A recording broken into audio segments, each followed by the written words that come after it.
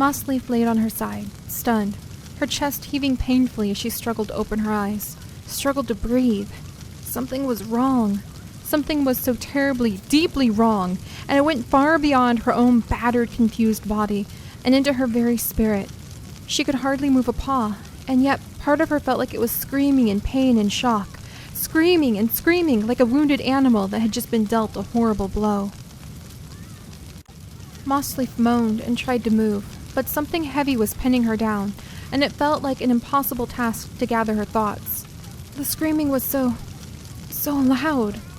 Forest spirit? Mossleaf meowed quietly, confused. Had something happened to the forest spirit? Had something happened to her? What about the clan? With a gasp, Mossleaf forced her eyes open, and immediately felt panic flare through her body. Fire! Smoke! Where was she? Surely this wasn't the medicine den? But where was everything? Where were the plants? The sheltering bushes? Why was there a fire? Instinctive fear lent her strength, and Mossleaf forced her paws to begin moving, the smoke filling her lungs and making her eyes water. She had to escape. She had to get out of here. Why was the medicine den on fire? Where had it come from? The clan! She had to help the clan! And her kits! Where were her kits? Help! Help! Mossleaf meowed as loudly as she could, yet her voice was only a feeble whisper she couldn't even hear beyond the roar of the fire. Mewling softly to herself, she ran her paws over her eyes, trying to stop them from running so she could see. Something was pinning her down, and if she could just get out from under the heavy weight. Growling in frustration, she glanced at her side, trying to see what was on top of her. Lion Star! Mossleaf screamed, terror ripping her voice from her throat. Her mate and clan leader, the handsome orange Tom, laid flat across her, his body terrifyingly still. Lion Star! Lion Star, no! Lion Star! Mossleaf screamed, trying to shift out from under his heavy weight and pull herself up. Her paws scrambled at the blasted dirt on the ground, and she heaved, but she couldn't get loose. Her body was still exhausted and battered from the illness she had picked up on the journey, her legs weak as a newborn kit's, and her breath coming short from her fever, let alone the increasingly thick amounts of smoke that was filling the medicine cat den.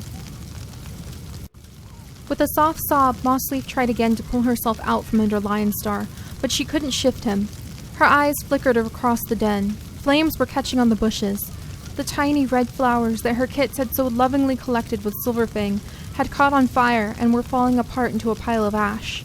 The heat, already unbearable, was becoming stronger as the flames closed in on them. Mossleaf turned and looked at her mate, his body still across her own.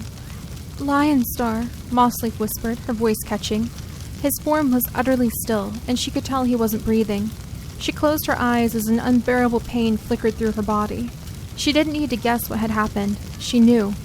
Somehow, Lion Star had tried to protect her, and had thrown his body on hers to block her from whatever horrible thing had just happened, and he had died, as a result, trying to save her. Lion Star, why?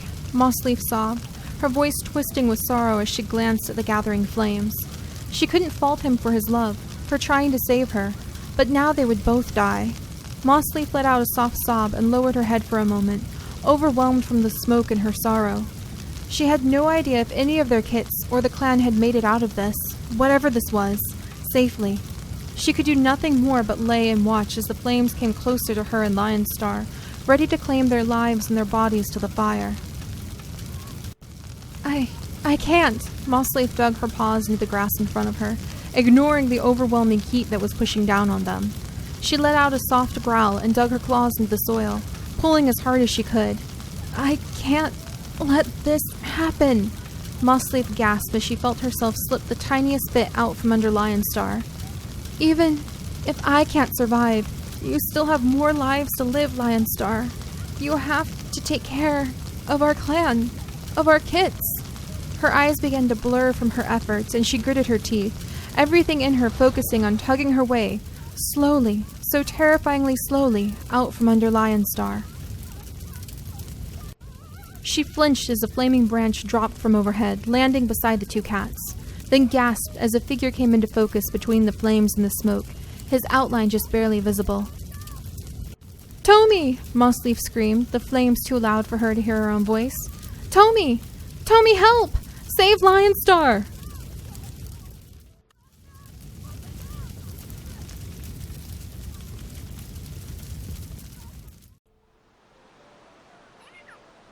Oakpaw should have been in pain. He knew that. He had a clear memory of what had just happened. There was a screaming sound from the skies overhead, like the most terrible large bird coming in to attack the camp. And then he had looked up to see a ball of fire falling from the sky. Everything after that he still remembered, trapped in slow motion, with perfect clarity. He had turned to look at Briarstock and had seen the terrified look on his mentor's face, the dark russet cat turning towards Oakpaw with his mouth opened as he started to yell something, his white bib and paws for some reason startlingly clear in Oakpaw's mind. He remembered seeing Crowfeather leap out of the fresh kill pile, his body a black arch in the air, white paw tips flashing. On the other side, Tommy, lifting his head from the play fight that he was in with Squirreleap, and turning to look at the medicine den as though puzzled about something.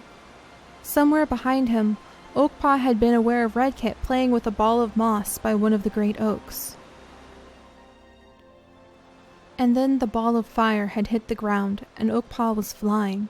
He remembered that. He remembered the sensation of flying, as his body left the ground and all his paws went out from under him.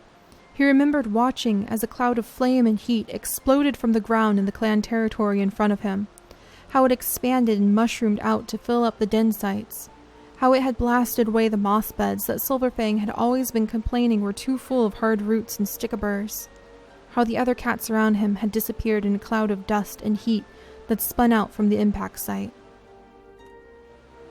He remembered how it had felt as his body crashed into the stone boulder behind him. And yet, nothing hurt.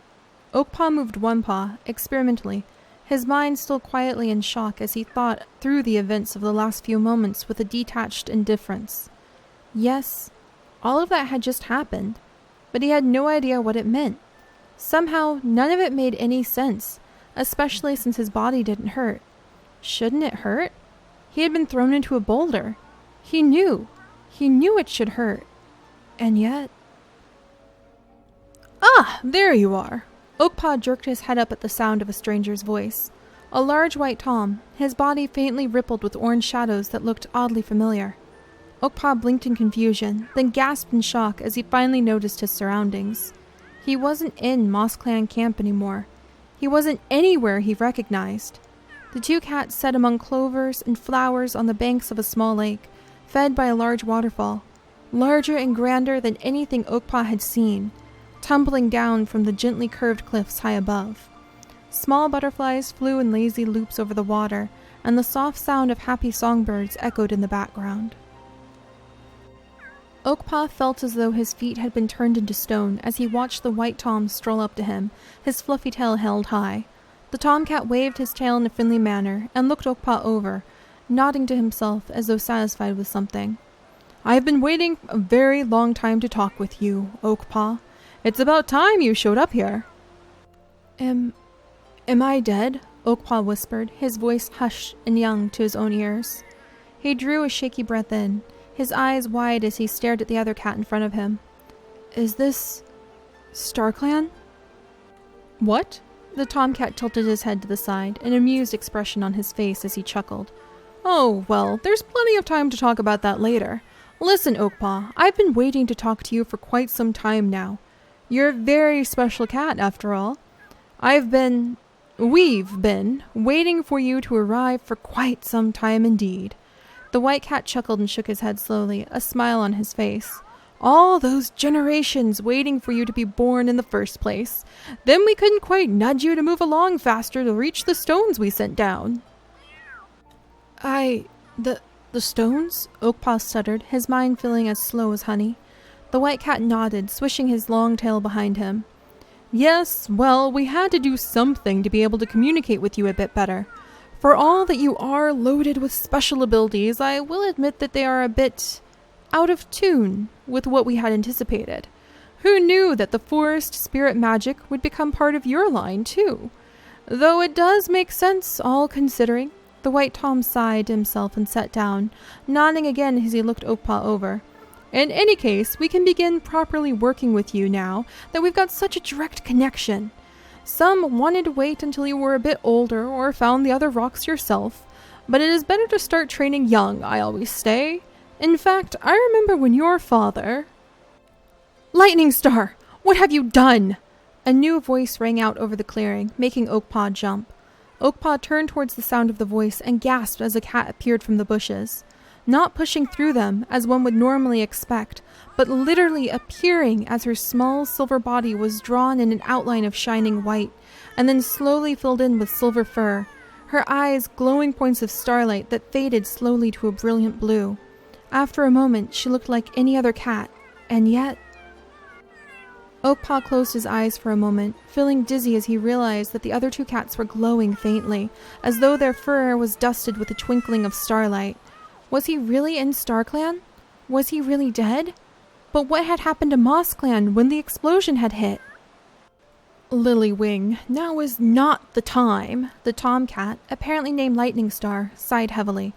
The silver she-cat, Lilywing, ignored him and dashed straight up to the two cats, colliding with Lightning Star, anger bristling off her pelt. "What have you done?" she repeated, her voice shrill with fury. Lightning Star pulled back and drew his tail around himself, lifting his head in a gesture of proud defiance. "I did what had to be done. We have waited for so long," he meowed, his voice defensive. Lilywing hissed, the sound somehow carrying the whisper of the night breeze, her silver fur cackling with tiny bolts of lightning as she faced down the white tomcat. "And we could have waited longer. Oakpaw would have gone to find the first stones we sent, and that would have been enough. And yet you had to go and do this." "Well, I thought a more direct approach would be helpful. He is the only cat who matters, after all." Lightning Star snapped back, his voice reproachful, but was silenced by another furious hiss from Lilywing. "They all matter! And now because of you, the forest is on fire and all the cats are in danger. Because of you, the Fisher Cat and the Lion are..." Her voice was ringing with intense power and anger, and Oakpaw felt as though the world was shifting under his feet as he listened. Somehow, the sound of her yelling was so powerful he couldn't keep his eyes open. Yet when he closed them, all he could see was stars. So many stars, spinning around him. It was as though he was falling through the sky, falling through the stars themselves. And...